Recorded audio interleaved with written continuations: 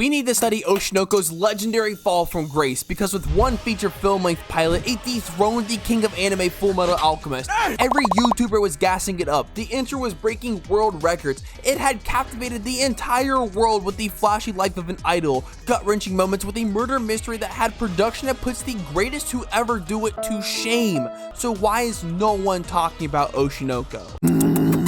Not really.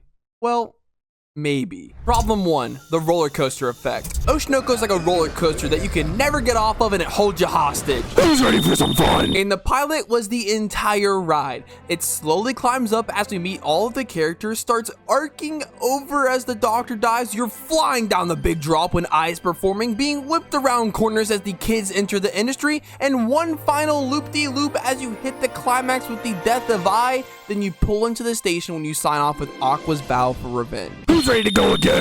Then right back to climbing up the ride again, because we are stuck in this perpetual motion of a roller coaster. It's some variation of go to school, go to rehearsal, then superstardom. So we end up trudging through this slice of life-esque material while we wait for either A, some sort of entertainment industry material, whether it's acting in a live action manga adaptation or some reality TV trash or liking children, or B, some kind of drama that either pushes the plot along with the murder mystery or emphasizes the darker aspects of the entertainment industry that the common folk never talk about. Because no one watches an entertainment industry anime and wants to see high school like every other anime ever made. That is the Ohio of anime settings. We want to see the worlds unknown to us as idols, actors, streamers, models, mangakas, realities all clash together. We want to see a drama anime about the parts of the media that we all love so much that never sees the light of day. Like texting minors inappropriately. Hey, Wiibz? That's all season 2 is. There's no high school and the entire thing is them practicing and performing in a play as the plot darkens even more. Oh. Problem 2. Ignorance is bliss. Whenever you guys are watching your favorite VTubers, you concoct the perfect ideal girl that you think you have a chance with in your head, and that's what she looks like. But in reality, this is the guy you're donating money to say your name. And the same concept applies to the industry. We all have this imagination of what we think the behind the scenes are, but in reality, even with the dramification of the show, it's boring. Because in the industry, there's still a ton of downtime between the moments that make great TV great. And I think Oshinoko really captures that in this anime. We see it some in season 1 where everyone's just going through the motions, but when it's game time is when the stars are born.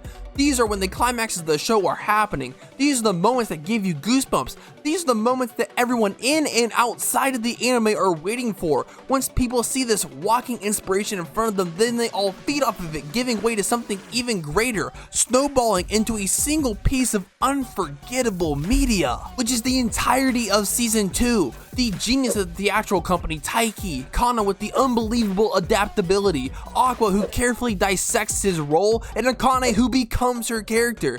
You see it in their rehearsals that look very mundane, but when it's showtime, the stars awaken from their slumber.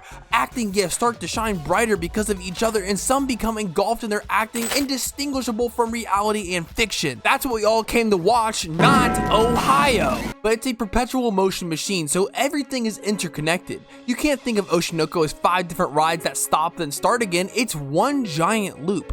Nothing is ever put to waste. Every detail is meticulously placed so that it all becomes interconnected as one never-ending ride. That's why Aqua goes from editing TV to acting, saving Akane, watching Akane's acting style, then pretending to date, so when Aqua is shown struggling with PTSD and then it reveals Akane agreeing to help Aqua in his goal, one of the best moments in the season that practically signifies a new beginning to this previously set idea without feeling like the author just pulled it out of his butt.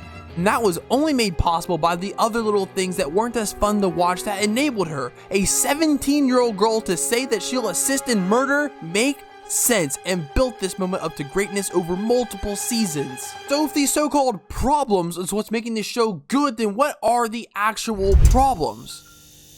Success. Oshinoko's greatest weakness and strength is how good it is. The peaks of the show are so high that everything feels boring when these moments aren't happening, and that's why so many people dropped off after episode 1. They came back with expectations of getting more of the same, and they just went to Ohio. The bar was set so high that it wasn't touched again for another 3 episodes when we finally got our first taste of what to expect from this show. stardom. We all now wait patiently for these stars to arrive. We wait for the stars to shine for that cumulative hour-and-a-half movie that spent 50 hours to make.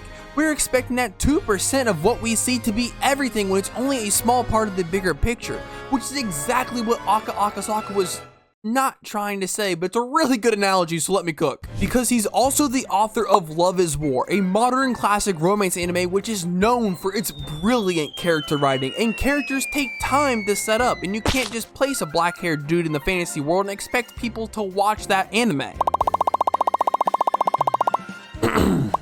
Just instead of setting up characters, he's made them enjoyable and fun to watch together and all-around great characters, but they aren't people. You can feel that they were only made for the sole purpose to tell this story through these key moments he has set up. He has mapped out this story, knows exactly where he wants it to go, paving the way for his visions that have been elevated by Doga Kobo's production that will make your eyes calm, with pictures worth 1,000 words, like the disturbing depiction of Ai's death, the stardom oozing from Akane, fear and anguish of Aqua's past, with animation sprinkled in between these moments that make them feel like living beings, with extra care and attention given to every point of interest, like the dramatic change of voice during the PTSD moments, the lethal combination of deadpan eyes, sound effects, and music, or any of the insane, creative, and completely unique styles used for emphasis, with music that imposes whatever feeling that is being portrayed, giving you no choice but to feel exactly how they want you to feel. No one's talking about Oshinoko because it peaked too early and set everyone's expectations too high, and Season 2 really fixed this by creating a scenario that new stars can be born, existing stars can shine, and the plot can thicken all in consecutive episodes with a brand new season that matches the energy of the pilot that hooked us all, and I think the Oshinoko anime is only going to get better from here. Subscribe at the end of the video, and if you like feet, oh boy do I got a video for you. And bye, I'll see you next time. Subscribe, bye, subscribe.